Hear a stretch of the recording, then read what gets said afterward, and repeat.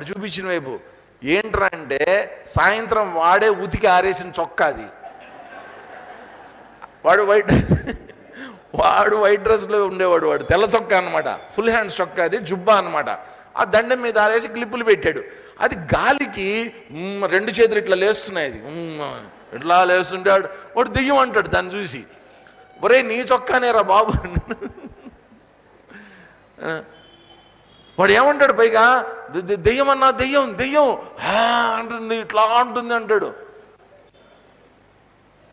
వాడికి చీకట్లో ఏదో ఆ కనుమరుగు చీకట్లో వాడికి అట్లా కనిపించింది, దెయ్యంలాగా కనిపించింది. టార్చ్ లైట్ వేసిన తర్వాత అమ్మ నా చొక్కానే అన్నారు కదా. రజు సర్పభ్రాంతి, ఆల్మోస్ట్ రజు సర్పభ్రాంతి, ఆల్మోస్ట్ కాదు, అదే భ్రాంతి. చొక్కాలో దెయ్యం భ్రాంతి, అది రజ్జు సర్పం, ఇది చొక్కా దెయ్యం. ఏమవుతుందంటే ఒకసారి ఎప్పుడైతే టార్చ్ లైట్ వేసామో అప్పుడేం కనిపిస్తుంది, చొక్కా కనిపించింది. చొక్కా కనిపించిన తర్వాత అప్పుడు దాకా ఉన్నటువంటి భయం కాస్త తొలగిపోయింది. ఇప్పుడు ఒక క్వశ్చన్ ఏంటంటే, నీకు అసలు దెయ్యం ఎక్కడి నుంచి కనిపించింది? లేని దెయ్యం, లేని దెయ్యాన్ని నీకు ఎందుకు చూసావు నువ్వు అక్కడ? రజోగుణం. రజోగుణం యొక్క లక్షణం ఏంటో తెలుసా అండి? ఉన్నదాన్ని ఉన్నట్టు చూడనివ్వదు. రజోగుణం యొక్క లక్షణం ఉన్నదాన్ని ఉన్నట్టు చూడనివ్వదు. తమోగుణం ఏం చేస్తుందో తెలుసా? ఉన్నదాన్ని నువ్వు ఉన్నట్టు ఎప్పుడైతే చూడలేకపోయావో లేని దాన్ని చూపిస్తుంది. అది ఉన్న చొక్కాని నువ్వు చూడలేకపోతే లేని దెయ్యాన్ని చూపిస్తుంది. అది ఇది రజోగుణం తమోగుణం యొక్క లక్షణాలు కదా. కాబట్టి ఈ రజోగుణం ఏం చేస్తుంది? ఉన్నటువంటి ఇంత విశ్వవ్యాప్తమైనటువంటి ప్రపంచం అంతటా కూడా, ఈ సృష్టి అంతటా కూడా వ్యాపించి ఉన్నటువంటి చైతన్యాన్ని కప్పేసేసి లేనటువంటి ప్రపంచాన్ని, లేనటువంటి జగత్తుని ఇక్కడ ఉన్నట్టు వాస్తవంగా నువ్వు కనిపిస్తున్నట్టు, నువ్వు దాంట్లో తిరుగుతున్నట్టు, నువ్వు నిజమన్నట్టు, ఈ ప్రపంచం నిజమన్నట్టు లేనిది చూపిస్తూ ఉంటుంది నీకు తమోగుణం. అంటే మన జ్ఞానాన్ని కప్పేస్తుంది అన్నమాట, మన దృష్టిని అంధకారం చేసేస్తుంది. ఇది ఉన్నదాన్ని ఉన్నట్టు చూడనివ్వదు.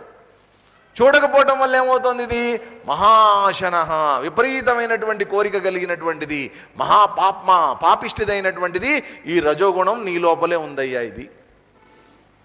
కాబట్టి మనం జయించాల్సిందేంటి? నువ్వు ఆధ్యాత్మిక సాధనలో ముందుకు వెళ్ళాలి అంటే నువ్వు సాధించాల్సింది ఏంటంటే నీ లోపలే ఉన్నటువంటి శత్రువులు. మనకి విచిత్రం ఏంటంటే శత్రువులంటే లోపల ఉన్నటువంటి శత్రువులు మొత్తం, మురళీధర్ సార్ని అడిగితే చెప్తారు, మొత్తం 6 శత్రువులు ఉన్నాయి, ఒకటి కాదు. అరిషడ్ వర్గాలు అంటాం మనం. అరిషడ్ వర్గాలు కామ క్రోధ లోభ మోహ మద మాత్సర్య ఇన్నున్నాయి. ఇన్ని శత్రువుల్ని లోపలే పెట్టుకుని ఏదో బయట ప్రపంచం నన్ను ఏదో ఇబ్బంది పెడుతోంది, ఇవేవో నన్ను ఏవో చేస్తున్నాయి, వీళ్ళేమిటో ఆకర్షిస్తున్నారు అని అనుకుంటాం. కాబట్టి ఏ శత్రువుల్ని జయించాలి? ముందు నా లోపల ఉన్నటువంటి శత్రువుల్ని నేను జయించేటటువంటి శక్తిని నేను సంపాదించాలి సాధన ద్వారా.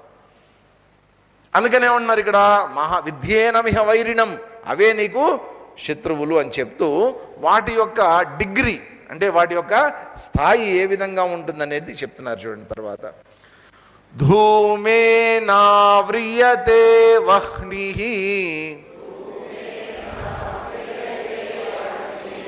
యథాదర్శో మలేన చ యథోల్బేనావృతో గర్భః తథా తేనేదమావృతం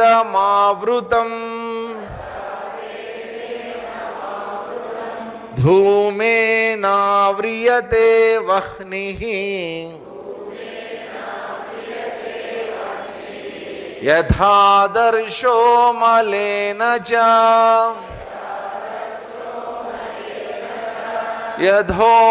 యథోల్బేనావృతో గర్భః తథా తేనేదమావృతం.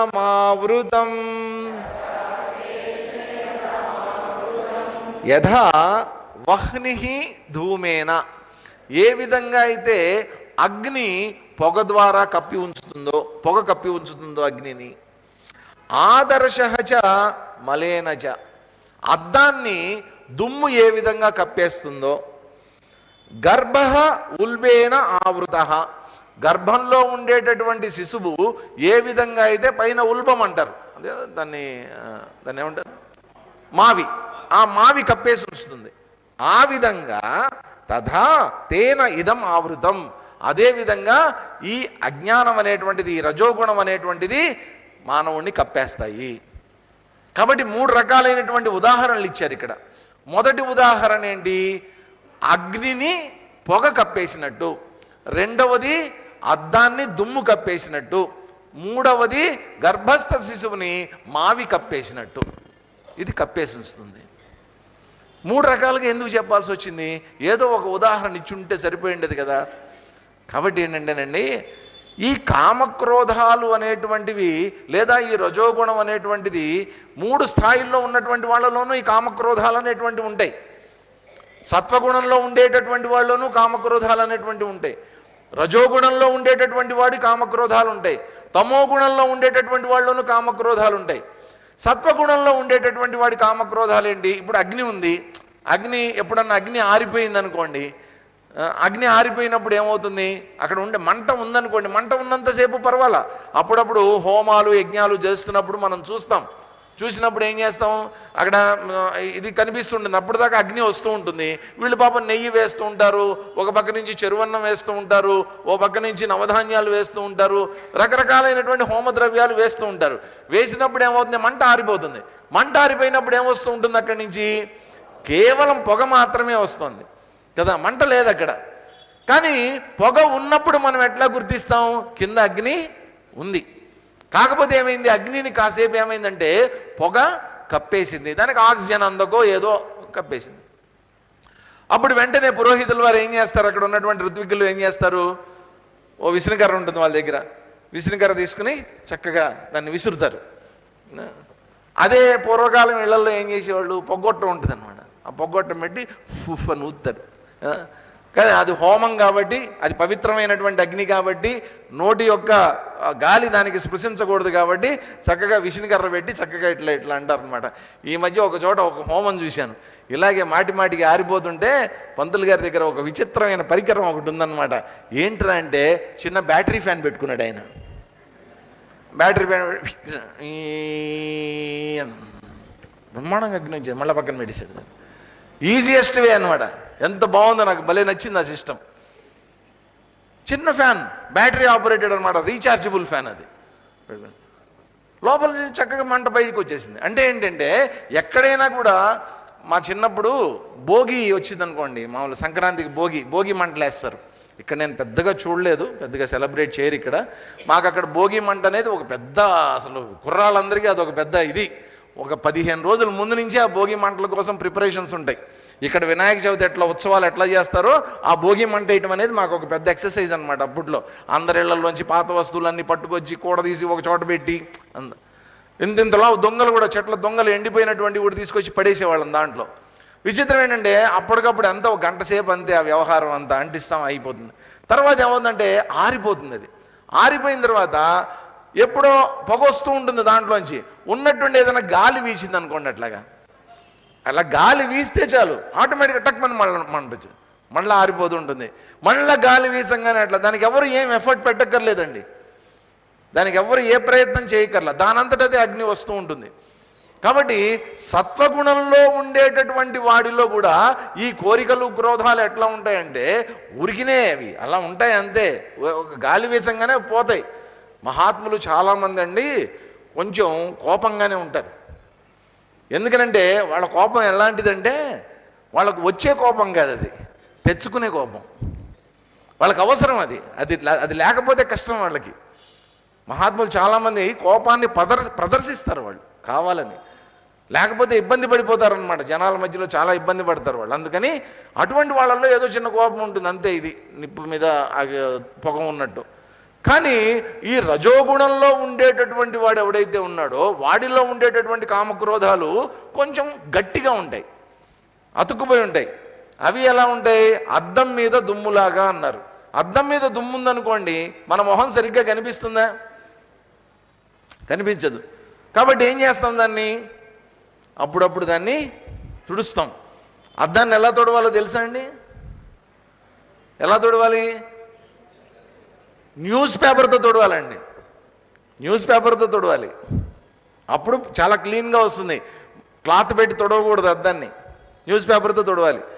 కాబట్టి ఒకసారి ఇట్లా తుడిచేసామనుకోండి, క్లీన్గా వచ్చేస్తుంది అద్దం. దాంట్లో నా మొహం ప్రస్ఫుటంగా కనిపిస్తూ ఉంటుంది. రిఫ్లెక్షన్ అనేటువంటిది. కొంచెం ప్రయత్నం అనేటువంటిది చేయాలి. అక్కడేంటి, దాని అంతటదే పోతుంది. రజోగుణంలో ఉండేటటువంటి కామక్రోధాలు సత్వగుణంలో ఉండేటటువంటివి వాటంతటవే పోతాయి నెమ్మదిగా. మహాత్ములలో ఉండేటటువంటి కామక్రోధాల్లోగా పోతాయి. కానీ రజోగుణంలో ఉండేటటువంటి కామక్రోధాలు మాత్రం ప్రయత్నం చేస్తే తప్ప పోదది, అద్దం మీద దుమ్ములాగా. ఇక తమస్సులో ఉండేటటువంటి తమో గుణంలో ఉండేటటువంటి కామక్రోధాలు ఎలాంటివంటే, యథోల్బేనావృతో గర్భ, గర్భంలో ఉన్నటువంటి శిశువుని కప్పి ఉంచినటువంటి మావిలాగా. దాన్ని ఏం చేస్తే బయటపడతాడండి? దాంట్లోంచి వాడు ఏం చేస్తే బయటపడతాడు? 9 నెలలు నిండాల్సిందే. కాబట్టి వెయిట్ చేయాల్సిందే. తమో గుణంలో ఉన్నటువంటి వాళ్ళు కామక్రోధాలు తొలగిపోవాలంటే వెయిట్ చేయాలంతే. ఒక్కొక్కసారి జన్మలు పడుతుంది, జన్మలు పడుతుంది అది బయటపడాలంటే. దాంట్లోంచి ఎన్ని జన్మల్లో సాధన చేస్తే తప్ప ఆ కామక్రోధాల్లోంచి వాడు బయటపడలేడు. అందుకని ఏం చేశారు, ఆ తీవ్రత, ఆ డిగ్రీ ఎలా ఉంటుందనేటువంటిది 3 స్థాయిల్లోనూ మనకి చెప్పారన్నమాట. చెప్పి ఈ రకంగా ఉన్నటువంటిది చాలా జాగ్రత్తగా వదిలించుకోవాలి, ఏదో ఒక రకంగా దీన్ని వదిలించుకోవాలని చెప్తూ, తదాతేన ఇదం ఆవృతం, అది ఈ విధంగా నిన్ను కప్పేస్తుంది అని చెప్పిన తర్వాత ఇంకొక శ్లోకం చెప్తున్నారు చూడండి. ఏం కప్పేస్తుంది ఇంతకీ దాన్ని చెప్తున్నారు. ఆవృతం జ్ఞానమేతేనా జ్ఞానినో నిత్య వైరిణా కామరూపేణ కౌంతేయ దుష్ఫూరేణానలేన చ ఆవృతం జ్ఞానమేతేన జ్ఞానినో నిత్య వైరిణా కామరూపేణ కౌంతేయ దుష్ఫూరేణానలేన చ. కౌంతేయ, ఓ కుంతి కుమార అర్జున, దుష్పూరేణ అనలేన, దుష్పూరేణ ఆర్పడానికి వీలు లేనటువంటి అనలం, దావానలం అంటారు చూసారా, అగ్ని, అలాంటిదైనటువంటి కామరూపేణ, కామమే దాని రూపంగా కలిగినటువంటిది, జ్ఞానినః నిత్యవైరిణాచ. ఇది ఎట్లాంటిది రజోగుణం అంటే, జ్ఞానికి నిత్యవైరిణ, నిత్యవైరిణ ఎల్లప్పుడూ శత్రువు లాంటిదే. ఇది పక్కలో బల్లెం అంటారు చూసారా, అలాంటిది అన్నమాట. ఎప్పుడూ ఉండేటటువంటిది ఇది, నిత్యవైరిణ ఇది. కాబట్టి ఏం చేయాలి, ఏదైన జ్ఞానం ఆవృతం, ఏం చేస్తుంది ఇది, మానవుడి యొక్క జ్ఞానాన్ని ఆవృతం, కప్పేస్తుంది. కాబట్టి ఒక మానవుణ్ణి మనీషిగా, మనిషిని మనీషిగా మార్చేటటువంటిది జ్ఞానం. నేను మోక్షాన్ని పొందాలి అని అనుకునేటటువంటి వాడు గురువు దగ్గరికి వెళ్ళి అమితమైనటువంటి జ్ఞానాన్ని సంపాదిస్తాడు.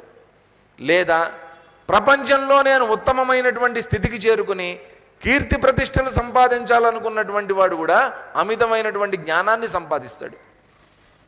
నిరంతరం జ్ఞానం అనేటువంటిది ఏదో ఒక రూపంలో నిరంతరం లోపలికి వెళ్తూనే ఉంటుంది. ఇంత జ్ఞానం మన లోపల ఉండి మనకు అవసరమైనప్పుడల్లా ఉపయోగపడేటటువంటిది ఈ జ్ఞానం. ఏదైనా సరే జ్ఞానం అనేటువంటిది మానవుణ్ణి ఉత్తమంగానే తీసుకుని వెళ్తుంది ఎప్పుడు కూడా.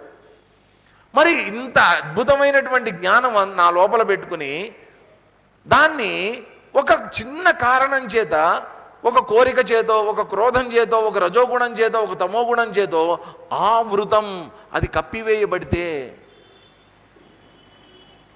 నీకు మార్గదర్శకం చేసేటటువంటి ఇంత పెద్ద జ్ఞానం అంతా కూడా కప్పివేయబడితే, అప్పుడు నీ పరిస్థితి ఏంటి? ఇప్పుడు ఒకసారి ఒక విచిత్రమైన యాక్సిడెంట్ జరిగిందండి. చాలా ఘోరమైనటువంటి యాక్సిడెంట్ అది. ఒక లారీ ముందెళ్తోంది. అది ఎక్కడంటే మన ఒరిస్సాలో ఒకసారి ఒక పెద్ద తుఫాన్ వచ్చింది. పెద్ద తుఫాన్ వచ్చి ఆ బాలాసోర్ అదంతా కూడా చాలా పెద్ద ఇది జరిగింది. అప్పుడు ఆంధ్ర నుంచి చాలామంది ఏవో ఫుడ్ అదంతా పంపించారు, అదంతా వెళ్ళిందనమాట. అక్కడికి అంత ఫండ్ రైజ్ చేసి పంపించారు, రకరకాల పదార్థాలు అవన్నీ.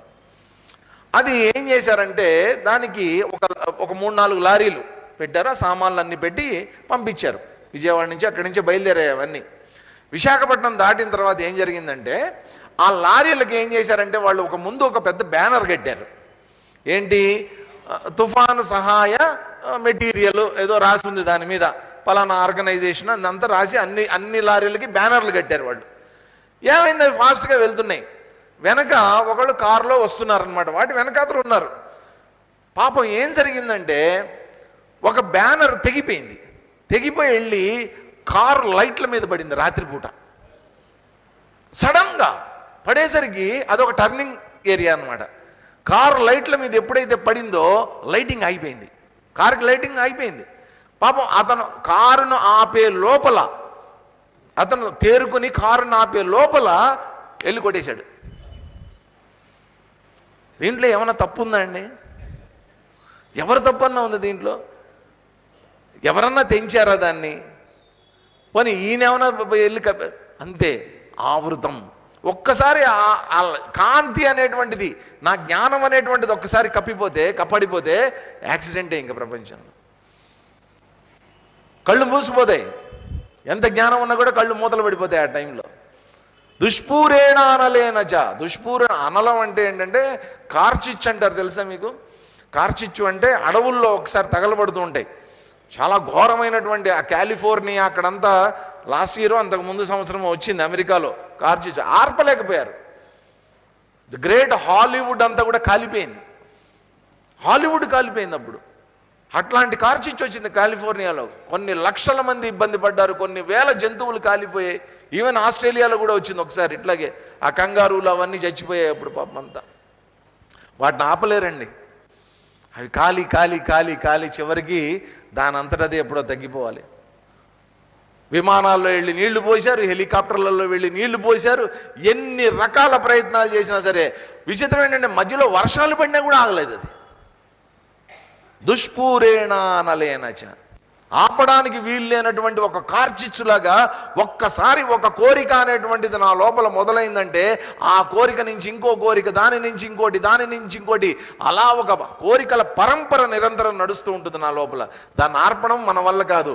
మనం ఏం చేస్తామంటే తెలివి తక్కువగా పిచ్చోళ్లలాగా ఏం చేస్తామంటే కోరికని తీర్చుకోవాలనే, కోరికలను అదుపు చేసుకోవాలనే ప్రయత్నంలో కోరికల్ని తీర్చడానికి ప్రయత్నం చేస్తాం. ఈ కోరిక తీరిపోతే పోతుందండి, ఇక్కడతో ఇది అయిపోతుందండి అని అనుకుని కోరికను తీర్చడానికి ప్రయత్నం చేస్తాం. కోరిక తీరుతుంది, ఇంకో కోరిక మొదలవుతూ ఉంటుంది. కోరిక తీరదండి ఎప్పటికీ. దుష్పూరేణ అనలేన అని చెప్పి ఇది ఏం చేస్తుందట, జ్ఞానాన్ని కప్పివేస్తుంది. ఎంత జ్ఞానం ఉన్నప్పటికీ కూడా కప్పివేసేటటువంటిది అని అంటున్నారు. కాబట్టి మహాత్ములకు కూడా తప్పదండి ఇది. మహాత్ములైనటువంటి వాళ్ళు కూడా చాలామంది ఎంత జ్ఞానం ఉన్నప్పటికీ, ఆధ్యాత్మిక జ్ఞానం ఉన్నప్పటికీ కూడా ఎప్పుడైతే ఈ రజోగుణం కామక్రోధాలు అనేటువంటివి వాళ్ళని ఆవరించాయో ఆటోమేటిక్గా దాంట్లోంచి బయటికి రావాల్సి వస్తుంది. చాలా ఇబ్బంది. మనకి తెలిసిన ఆయన ఎవరు, విశ్వామిత్రుడు. పాపం ఎన్నిసార్లు ఆయన తపోభంగం జరిగింది, 4 సార్లు 5 సార్లు తపోభంగం జరిగి ఆయన మొత్తానికి మళ్ళీ తేరుకొని చివరికి ఆయన సాధించాడు. ఆయన వ్యాసుల వారికి ఒక శిష్యుడు ఉండేవాడు, జైమిని. పేరు వినుంటారు, జైమిని భారతం కూడా రాశాడు ఆయన. ఆయన షడ్దర్శనాల్లో చివరి 2 పూర్వమీమాంస ఉత్తరమీమాంస ఉంటాయన్నమాట. న్యాయము, సాంఖ్యము, వైశేషికము ఇవన్నీ ఉంటాయి. యోగము, పూర్వమీమాంస, ఉత్తరమీమాంస. ఆ పూర్వమీమాంస అంతా కూడా రాసింది ఆయనే, జైమిని గారు. ఉత్తరమీమాంస అంతా వ్యాస భగవానుడు రాశారు, పూర్వమీమాంస ఆయన రాశారనమాట. ఆయన మహాజ్ఞాని, వ్యాసుల వారికి చాలా ఇష్టమైనటువంటి ప్రియమైనటువంటి శిష్యుడు ఆయన. వ్యాసుల వారు కూడా చాలా అతని మీద దృష్టి పెట్టి ఉంచేవాళ్ళు ఎప్పుడు కూడా, నా అంతటి వాడు అవ్వాలి ఈ జైమిని అని. కానీ అతనిలో ఎక్కడో ఏదో ఒక చిన్న లోపం ఉండేది. గురువుగారు ఏమనుకునేవారంటే వ్యాసుల వారు ఎప్పుడు కూడా ఇది టైం వచ్చినప్పుడు చెప్దాం, ఎక్స్ప్లెయిన్ చేద్దాం, ఎప్పుడో టైం వస్తుంది అనుకుని చాలాసార్లు అనుకున్నారు ఆయన. కొంచెం అతనికి కూడా ఏంటంటే తనకి చాలా జ్ఞానం ఉంది, వ్యాసుల వారికి ఇష్టమైనటువంటి శిష్యుడిని అని చెప్పి కొంచెం చిన్న అహంకారం కూడా ఉండేదన్నమాట. అహంకారం వల్ల కొంచెం అప్పుడప్పుడు ఎక్కువగా మాట్లాడేవాడు. అవకాశం కోసం వెయిట్ చేస్తున్నారు వ్యాసుల వారు. ఒకసారి ఏం జరిగిందంటే రాజ్యం నుంచి పిలుపు వచ్చింది, వ్యాసుల వారిని ఒకసారి రమ్మని చెప్పి ఏదో మొత్తానికి అవసరం పడి ఈయన వెళ్ళారు, చక్రవర్తి దగ్గరికి వెళ్ళారు. వెళ్ళేటప్పుడు ఏం చేశారంటే శిష్యులందరినీ తీసుకుని వెళ్ళిపోయాడు ఆయన. ఆ జైమినిని ఆశ్రమం అంతా కాపలా కాస్తుండు, చూసుకుంటూ ఉండు, నేను వచ్చేదాకా 2-3 రోజుల్లో వచ్చేస్తాను, అక్కడ పని అయిపోతున్నాయి అని చెప్పి వెళ్ళాడు. వెళ్ళండి స్వామి అన్నాడు. ఈయన చూసుకుంటున్నాడు ఆశ్రమాన్ని చూసుకుంటూ ఉంటే ఈయన ఒకరోజు మొదటి రోజు సాయంత్రం ఏం జరిగిందంటే సన్నగా వర్షపు జల్లు మొదలైంది. ఆ బయట ఒక నది ప్రవాహం ఉంది, ఆ నది ప్రవాహం దగ్గర ఈయన నడుస్తున్నాడు, అడ్డు ఇటు వ్యాహ్యాళికి వెళ్ళాడు.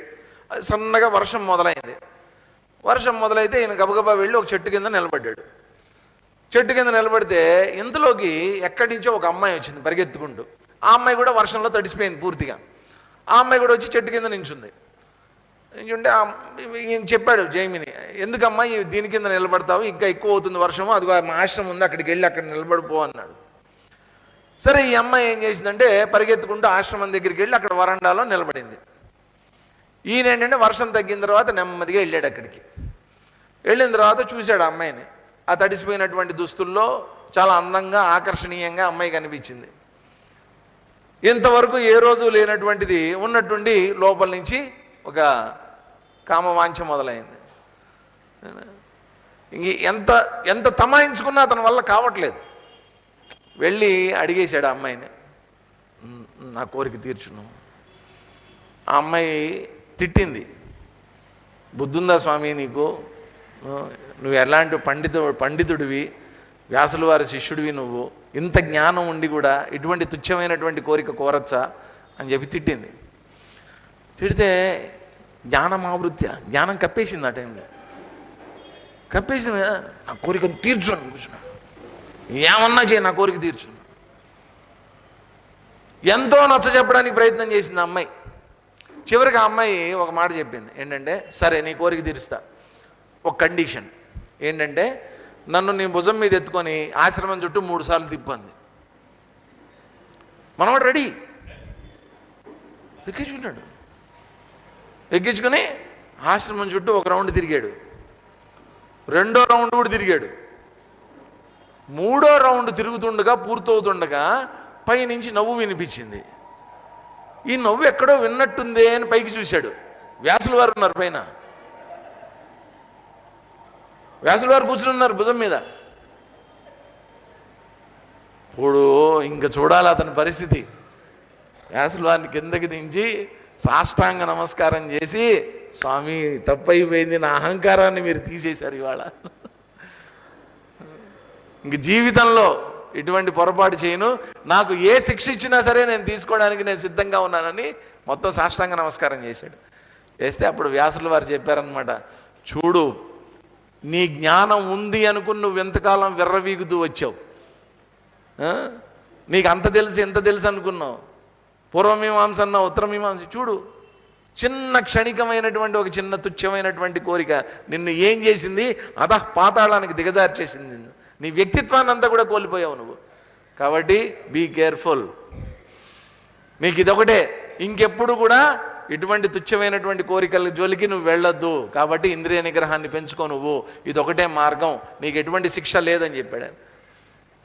అప్పుడు ఆయనకి నమస్కారం చేసి అప్పుడు తపస్సు చేసుకుని ఆయన ఉత్తమమైనటువంటి స్థితిని పొందాడు, ఆయన మోక్షాన్ని పొందాడు. ఆయన జ్ఞానమావృత్య, జ్ఞానాన్ని కప్పేస్తుంది, ఇది మసకబారిపోతుంది అనమాట, జ్ఞానం అంతా దృష్టి నాశనం అయిపోతుంది. చెప్తూ తర్వాత చెప్తున్నాడు చూడండి, ఇంద్రియాణి మనోబుద్ధి అస్యాధిష్ఠానముచ్యతే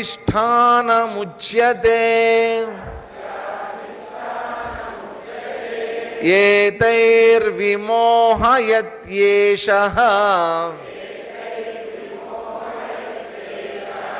జ్ఞానమావృత్య దేహినం ఇంద్రియాణి మనోబుద్ధిః అస్యాధిష్ఠానముచ్యతే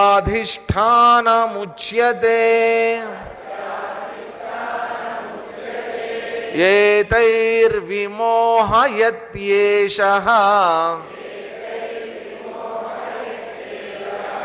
జ్ఞానమావృత్య దేహినం ఇంద్రియాణి మనః బుద్ధి అధిష్టానం ఉచ్యతే. అస్య అధిష్టానం ఉచ్యతే. ఇంద్రియాలు, మనస్సు, బుద్ధి ఈ మూడు కూడా అస్య అధిష్టానం ఉచ్యతే. ఈ మూడిటికి ఏంటిట? అధిష్టానాలు. కాబట్టి మూడు స్థాయిల్లోనూ, శారీరక స్థాయిలోను, మనస్సు స్థాయిలోను, బుద్ధి స్థాయిలోను, మూడు చోట్ల కూడా ఈ కామం అనేటువంటి దానికి, రజోగుణం అనేటువంటి దానికి బ్రాంచ్ ఆఫీసులు ఉంటాయి, బ్రాంచులు పెట్టుకొని ఉంటాయి అన్నమాట. ఇవి ప్రతి చోట వ్యక్తం అవుతుంటాయి. కాబట్టి ఇంద్రియాలకి కోరికలు ఉంటాయి, మనస్సుకి కోరికలు ఉంటాయి, బుద్ధికి కోరికలు ఉంటాయి.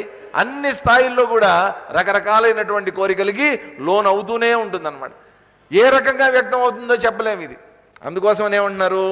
ఏతైహి విమోహయతి. కాబట్టి ఇవేం చేస్తాయి? నిన్ను విమోహయతి, మోహంలో పడేస్తాయి. ఎప్పుడైనా గుర్తుపెట్టుకోండి, మన బుద్ధి యొక్క కంట్రోల్లో మనం ఉన్నంత కాలం జరిగేటటువంటిది ఏంటంటేనండి, అంతో ఇంతో సన్మార్గంలో మనం వెళ్తాం. బుద్ధి మాట ఎప్పుడైతే మనం వినమో, బుద్ధి కూడా తప్పుదోవ పట్టిందో, మనని నడిపించేటటువంటి మన బుద్ధి కూడా తప్పుదోవ పట్టిందో, మనకు లోపలికి వచ్చేటటువంటి జ్ఞానమే తప్పుడు జ్ఞానం లోపలికి వచ్చిందనుకోండి, ఇంకా ఏం చేస్తాం? బుద్ధి కూడా మందమైపోతుంది. దాని కంట్రోల్లోకి మనం వెళ్ళిపోయినప్పుడు విమోహయతి, ఉన్నది లేనట్టుగా, లేనది ఉన్నట్టుగా కనిపిస్తూ ఉంటుంది. మోహం అంటే అదే. అక్కడేం ఉండదు, లేకపోయినా కానీ ఉన్నట్టు కనిపిస్తూ ఉంటుంది. అక్కడేం ఉండదు, ఉన్న విచిత్రమైనటువంటి పరిస్థితిలోకి వెళ్ళిపోతాం. మోహం. ఇది మెజిషియన్స్ చేస్తూ ఉంటారు, చూశారు కదా, అప్పుడప్పుడు మ్యాజిక్లు చేస్తుంటారు, కానీ ఏదో ఇట్లా అంటారు. చిన్నపిల్లలు అయితే వాళ్ళకి తెలియకపోతే వాళ్ళు ఎట్లా చూస్తారు? అయ్యి భలే వచ్చిందండి. మనం ఎట్లా చూస్తాం? ఇదంతా మ్యాజిక్ ట్రిక్ అంటాం. చిన్నపిల్లలు విమోహయతి, భలే వచ్చేసిందే దాంట్లోంచి అంటారు. మనం కూడా అంతే, విమోహయతి, మోహంలో పడిపోతాం. మోహంలో పడిపోవటం అంటే ఏం లేదండి, మన కంట్రోల్లోంచి మనం తప్పిపోయి దాని కంట్రోల్లోకి వెళ్ళిపోవటం అన్నమాట. ఆ వస్తువు యొక్క కంట్రోల్లోకి మనం వెళ్ళిపోతే మోహం, మన కంట్రోల్లో ఇంకా మనం ఉండమన్నమాట. ఏతైహి విమోహయతి జ్ఞానమావృత్య దేహినం. దేహినం, ఈ దేహంలో ఉండేటటువంటి వాడు దేహి, జీవుడు ఎవరైతే ఉన్నారో, దేహిగా వ్యక్తం అవుతున్నటువంటి ఈ చైతన్యం ఏదైతే ఉందో, ఆ చైతన్యం కాస్త కనుమరుగైపోతుంది అన్నమాట. ఆవృత్య, కప్పేస్తుంది ఇది అని చెప్పి